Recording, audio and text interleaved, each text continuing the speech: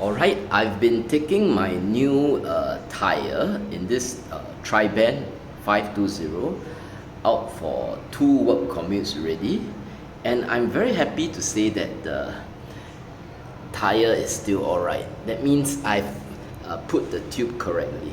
You know, when I first initially put the bicycle tube and as well as to replace the tyre on this bike, I was pretty worried that I will do something wrong.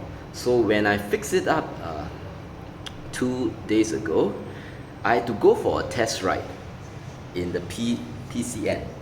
Then of course the PCN ride was fine, but as I start to use this bike with the new rear tire made up of Continental 4 Seasons, I was afraid that this tire would puncture again as I commute. That would be terrible.